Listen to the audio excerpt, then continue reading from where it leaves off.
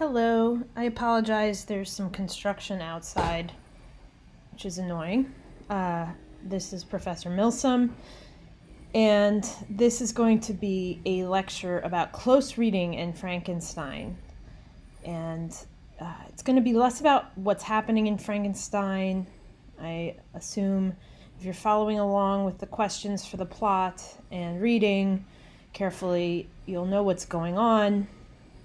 But this is a lecture that is designed to give you insight into a skill you're meant to develop in literary studies that'll help you in all types of reading. But this is close reading, and in your essays coming up, I'm going to expect that you try to practice your close reading skills. So what does that mean?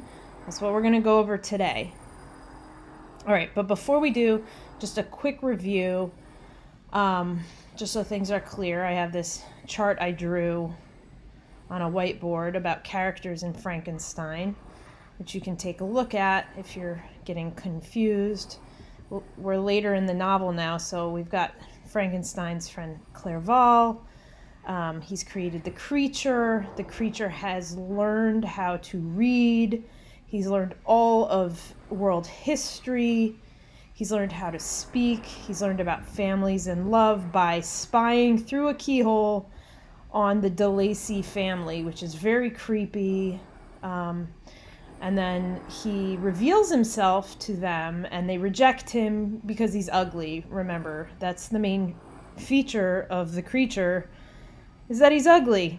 And all his bad luck in life stems from the fact that he's ugly. Frankenstein, his creator, rejected him because he was so hideous to look at, right? It's a really sad statement about humanity, that we judge people based on their looks, and you may or may not agree with that, but I think that lies at the heart of this book, that we're very superficial, and ugliness ranks high as a reason to reject others. We've got Frankenstein's family here. We've got Lavenza, Elizabeth Lavenza, on his mother's deathbed.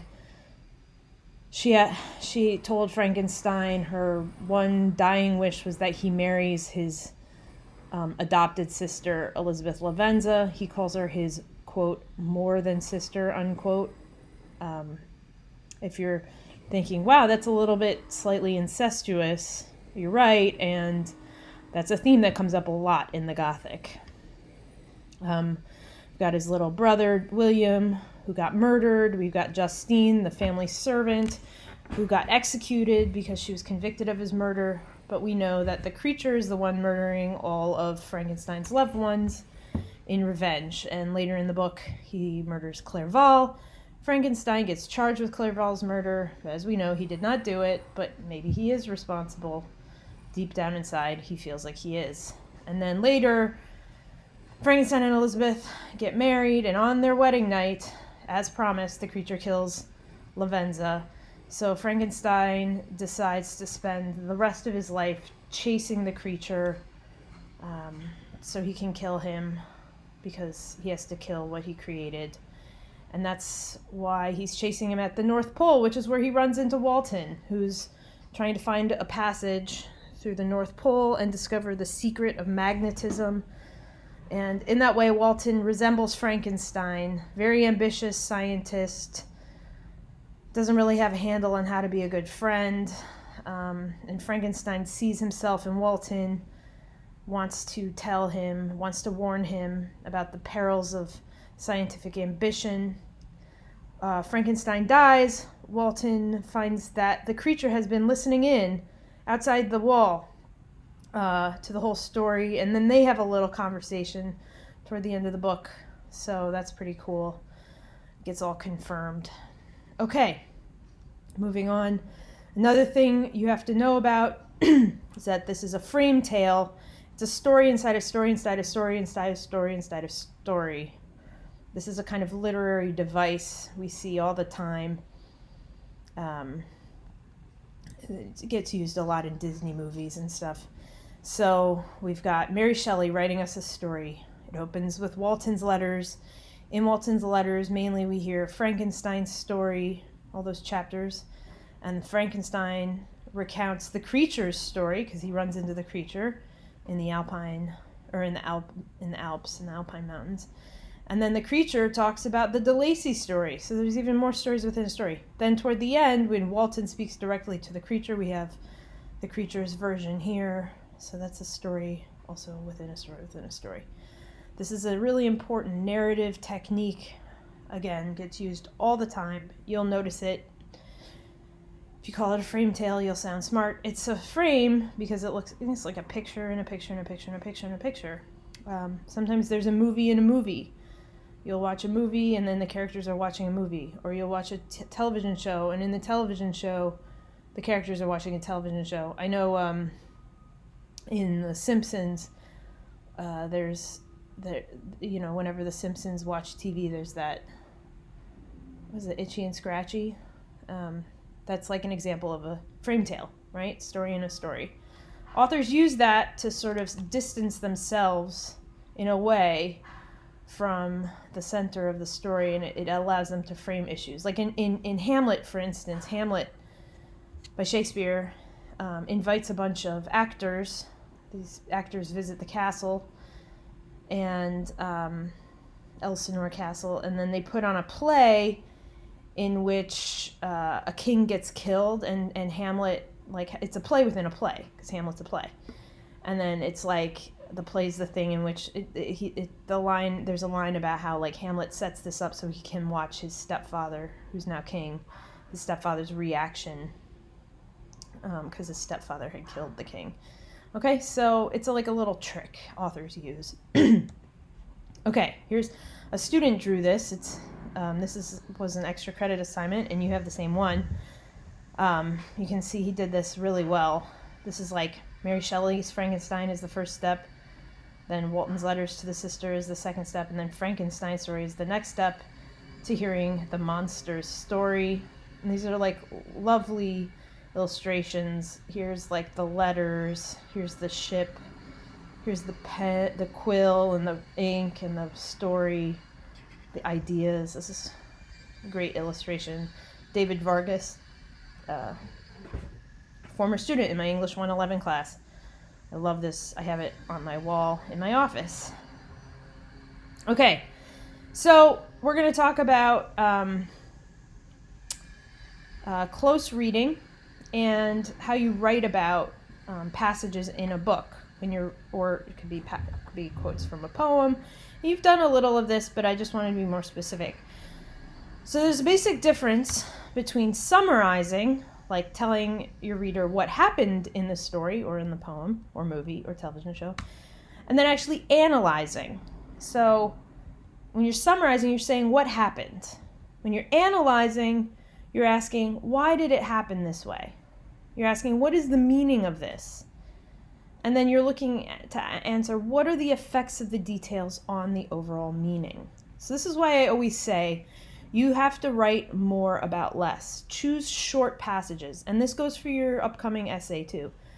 Choose something short because it's in the details that we can talk about the meaning. You don't have to give a summary of the whole story. I want to see the details from specific moments. Okay, so this is what close reading is. It's when you're analyzing something. Oh, that's good. You're analyzing something you read by looking closely at the details of its language. And this is the trick. You're looking for patterns, irony, surprises, literary effects, and figurative language. And we talked about figurative language in the last lecture. But that's what analysis is. When it comes to literary analysis, it is looking closely, it's close reading, at the details of language. So in the red here it says, we perform a close reading of texts to see how language can subvert, enhance, entertain, surprise, challenge, or change the expected meaning. Remember when I talked about this with the figurative language? Like, the author is not going to just say something straightforward, necessarily, right? And that's because by adding all these effects, you're creating more meaning. And what is the goal? What is the goal of close reading? The goal is to answer, how does the language help to create the meaning? Mary Shelley could have just said, like, scientific ambition is bad. That's not very memorable. That's not going to create an effect. That's going to have 200 years of effect. She created a genre. She created a huge message that sticks with us today because of all the details that went into the story.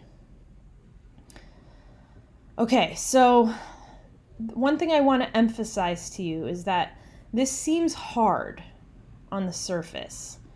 And this is what students struggle with most. And the main comment you'll get on your papers when you write is like, stop summarizing, start analyzing, or this is summary, not analysis. But the truth is that this is something you do all the time anyway. You're constantly analyzing things based on your observations. Okay, so let's just do a few easy practices. Some of these images are going to be a little provocative, but that makes it a little more exciting. Okay, so again, this is something you do all the time. We're going to practice for summarizing what you see, making observations, very concrete observations. Don't analyze, don't look into the deep meaning. Just tell me what you see. All right?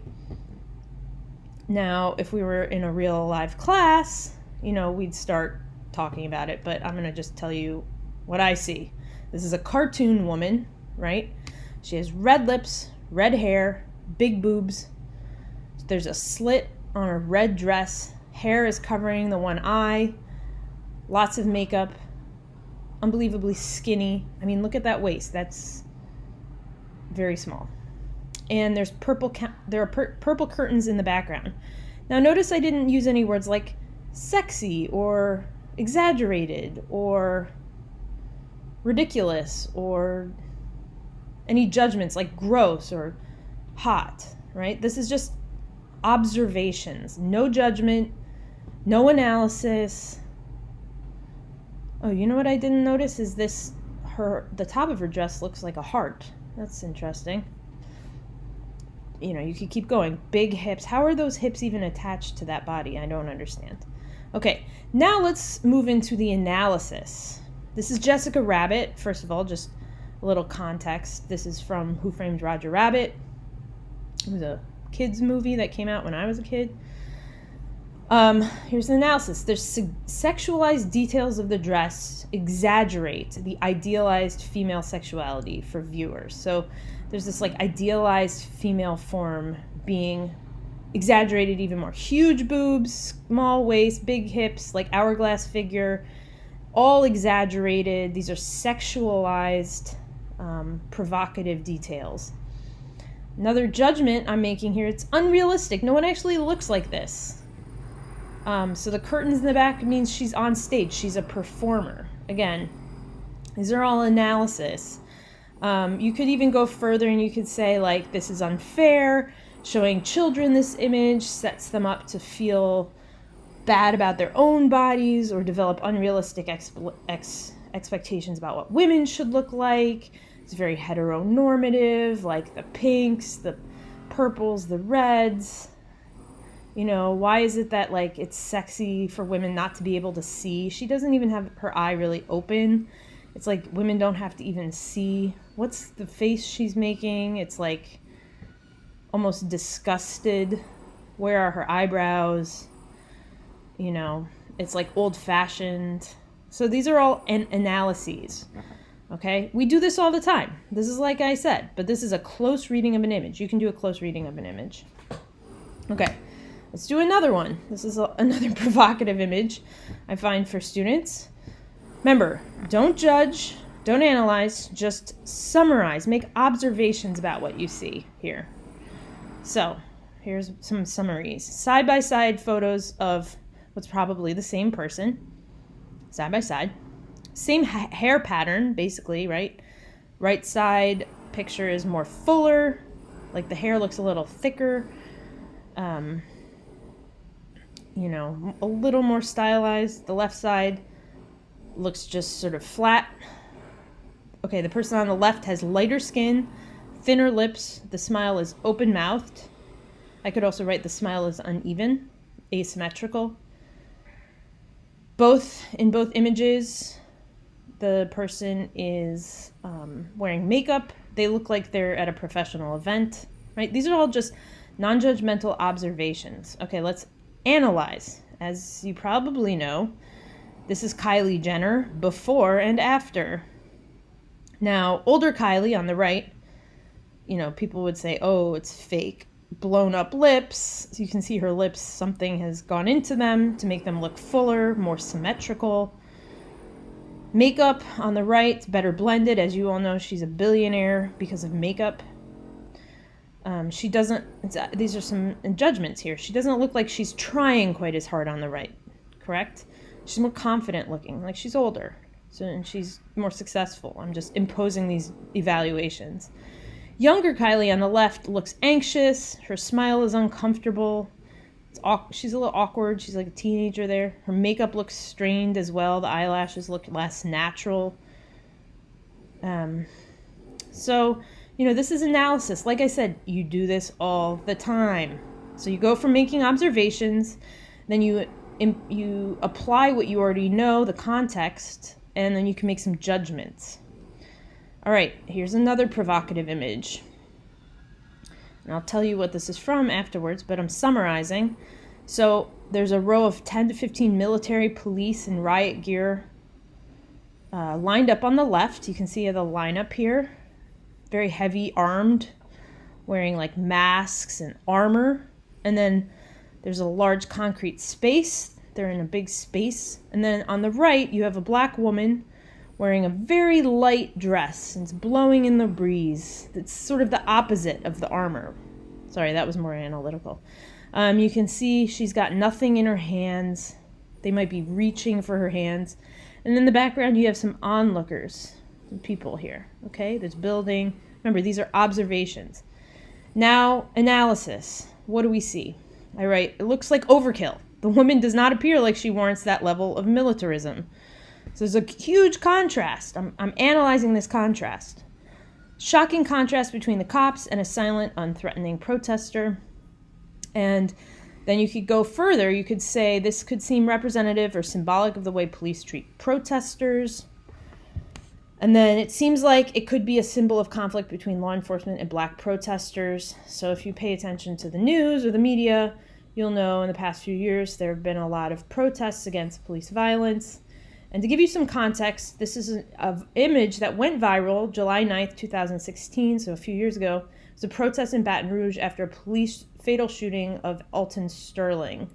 And I give you a link here, which you can check out if you want to read more. And this woman was at a protest in Baton Rouge, Louisiana, following the murder of Alton Sterling. And, she was unarmed. And they had a huge police presence because there were Black Lives Matter protests happening. So this image went viral because it was so provocative, and the analysis sort of writes itself, right? It's definitely a symbol of like the militarized response, people protesting Black Death face. And all right, again, you do this all the time. So we're going to take this close reading skill where I have a typo in this slide. I just, I like to leave mistakes so you're not intimidated by my perfection. I'm just kidding. We're going to take this close reading skill, which you already have. You have to have this skill in order to survive life, right?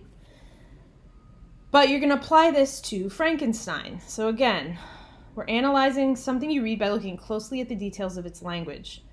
Pattern, and this is the trick right here. You're looking for patterns, ironies. Irony is a great thing to write about. Professors love it. You're looking for surprises, literary effects, figurative language. These are all things you can look at. These are all skills you've been developing so that you can use them in your analysis. Okay? We're going to see how the language can subvert, enhance, entertain, surprise, challenge, or change the expected meaning. And remember, like, what the author writes isn't always like the meaning itself. the statement, it's like the author's text isn't always like the point. Sometimes they're making a point that's opposite than what the text is saying, literally. So you have to look at these details to know. And remember, we're getting this story from Victor Frankenstein, filtered through Walton. So you can't just say, like, when Frankenstein says something, that's what Mary Shelley thinks, right? You have to understand all the filters going on in this frame tale. And that's why we do this close reading, because it helps bring about the meaning. It helps us understand the meaning of the book. So, and what is the goal? To answer, how can language help to create that meaning? Okay, here's the quotation I want you to look at. This is page 124. Quote, "I walked about the aisle like a restless specter, separated from all it loved and miserable in the separation." So who's speaking here? Victor Frankenstein. And he's walking about the aisle. So remember, he's in a remote island somewhere in Great Britain. He's secluded himself on this island. He's spoken with the creature. The creature says, "I'll stop killing everyone you love if you make me a girlfriend," basically. So he's gone to this remote island so he can make the creature a girlfriend, and then he decides he's not going to because it's immoral. He's already messed up bad enough, and he thinks if he creates another creature, he can't necessarily trust he can't trust his original creature to do the right thing. He doesn't know if this girl creature is going to even like his creature, so he's decided not to make it after all. All right, so he's miserable. He's walking around the island like a restless specter, separated from all it loved and miserable in the separation. All right, so we've got summary, we're going to get context, and then we write our analysis. So the summary. Victor Frankenstein is wandering around the remote island. He is upset and compares himself, using a simile, to a restless specter, a ghost. Restless means can't relax. A ghost who is separated from everyone he loves and unhappy. And this is what happens to ghosts when they die. According to the lore, when ghosts die, they're separated from the living. And if things are left undone in their life, ghosts are restless in addition to being sad. So, if a house is haunted, it's because the ghost has unfinished business. So that's the summary. Now, it's also important, like I gave in the picture from Louisiana, it helps to have some context, and you want to explain that context to your reader. So Frankenstein has just told his creature that he will not make a female creature for him to solve his loneliness. The creature has just promised revenge, stating that he will be with Victor Frankenstein on his wedding night. Frankenstein is anxious about the consequences. So Frankenstein's like, "Sorry, I'm not going to make you a girlfriend." And the creature's like, "Welp, I will torture you forever, and I will be with you on your wedding night." Like, it's very creepy, because you know what happens on wedding nights. And in case you don't, that's when, right after you get married, you supposedly lose your virginity with your partner. Because, people only have sex after marriage. And who's Victor Frankenstein marrying? He's marrying Elizabeth Lavenza. It was his mother's dying wish. But now the creature is going to get revenge. And he's suggesting he's going to do something on his wedding night. What that is, well, we will find out. He's going to kill Elizabeth. Frankenstein feels miserable about this. So after he gets this warning, he's walking around the island like a restless specter, separated from all it loved and miserable in the separation. Analysis. Here's what I wrote. In comparing himself to a restless ghost in this simile, notice how I use the word simile there. I'm not like, Shelley uses simile, right? That's like the Regents exam way of talking about literary elements. You say, in comparing himself to a restless ghost in this simile, or you could say in this image, or in this figure of speech, Frankenstein is suggesting that he's pretty much already experiencing a sort of death. He's already a ghost that left things unfinished in life. This suggests he sees no solution to his problem with the creature, for he will neither satisfy his request nor be able to protect his loved ones. he's as good as dead. I would also analyze this and say Frankenstein is being irresponsible. He's not actually dead. Like, he could do something about this. He could make a partner, a companion. He could take that risk. Or he could warn everyone, or he could take responsibility for Justine's death. But instead, he's acting as if he's already dead, which he's not. So do you see how, like, there's tension between what Frankenstein is saying and, like, my analysis? I don't quite believe Frankenstein. I'm not with Frankenstein here, right? I'm kind of critiquing the character, and I think that's part of what the book is doing.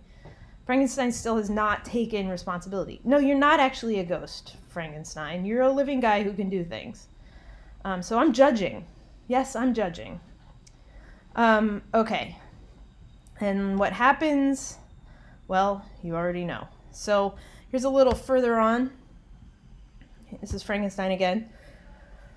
Quote, "Of what materials was I made that I could thus resist so many shocks which, like the turning of the wheel, continually renewed the torture?" Again, hope you're noticing the imagery here. You could think of an illustration to make with this image, right? Of what materials was I made that I could thus resist so many shocks which, there's a simile, like the turning of the wheel. What does that mean? Continually renewed the torture. Oh, it must be a torture wheel. Also notice my MLA citation.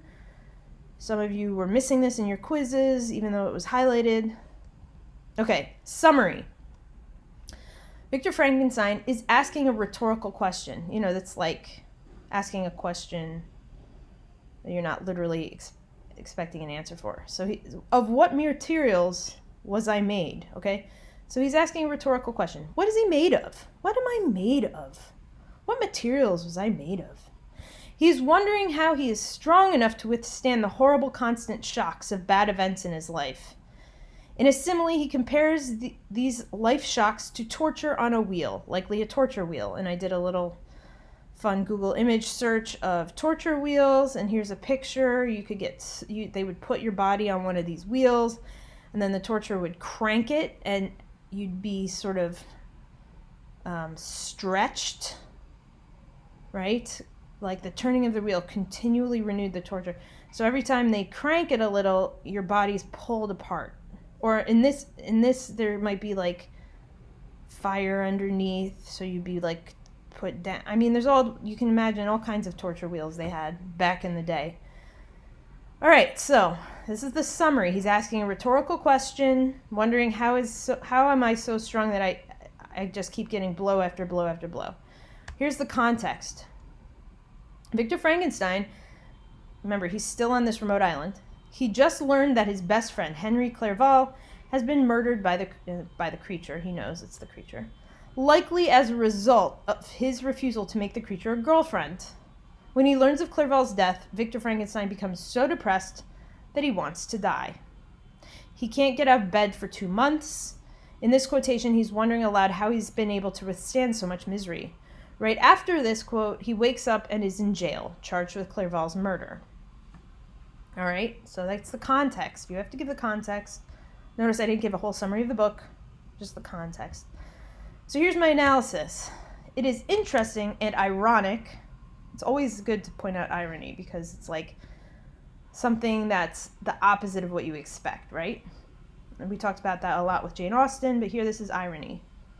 So it's interesting and ironic that the very scientist who has literally figured out how to use quote-unquote materials to make life from death is asking here what he himself is made of. This emphasis on materials. This whole book is about materials, dead materials becoming alive. And then here he is asking, what am I made out of? Okay, next sentence. This calls attention to this greater idea in the book about what constitutes life and who gets to have the authority to make it. Also, this statement calls attention to Victor Frankenstein's resilience, his ability to withstand suffering so bad that it merits a simile likening it to torture. But Here I am again making a judgment. You cannot help but wonder if he's ignoring the fact that there actually is no external torturer here. He's talking as if someone's torturing him. No, there's no one else. Yes, the creature has committed the murders, but Frankenstein himself has created the creature and has been irresponsible with his creation. Even in this moment of misery, Frankenstein does not acknowledge his own responsibility. So, look at this image of the torture wheel. There's a torturer torturing this person. In fact, with Frankenstein, he's the torturer and the tortured person, right? And you can also see his arrogance in this statement. Like, what is I made of? I'm so strong. Like, even in the midst of his deepest misery, he's like marveling at his own strength, right? This is a judgment, but this isn't analytical, right? He's still very arrogant. Okay, so in these slides, I've given a few other examples you could look at if you want to practice your close reading. Here's one from later. I was cursed by some devil and carried about with me in my eternal hell. So we talked about this in the other lecture. Frankenstein has this sense that like he's under a curse, that it's like his fate, and he carries it's so bad that he carries a hell with him. You can imagine this as an image you could draw, like someone carrying hell everywhere he goes. Here's another quotation that's good for analysis. If he were vanquished, Frankenstein explains to Walton on page 39 of Shelley's novel, if he were vanquished, the creature, I should be a free man. Alas, what freedom, such as the peasant enjoys, such as, like or as, this is a simile, the kind of freedom a peasant enjoys when his family have been massacred before his eyes, his cottage burnt, his lands laid waste, and he is turned adrift, homeless, penniless, and alone but free. Okay, so this is another figure of speech, right? If the creature died, would Frankenstein be all that free? Well, it's the kind of freedom a peasant has if his whole family's been killed and he's homeless. Such would be my liberty, except that in my Elizabeth I possessed a treasure. Alas, balanced by those horrors of remorse and guilt, which would pursue me until death. So this is before Elizabeth has died. He's like, I still would have Elizabeth, but I'd still be tortured by my remorse and guilt. Okay. So I'll leave you with that. There's a conclusion added to the end of this PowerPoint, which you can take a look at. Another example of me writing some analysis, if you're interested. And I hope you've enjoyed this book. It's one of the most famous novels of all of English literature. It's referred to constantly everywhere throughout pop culture and literature today, and I look forward to reading what you have to say.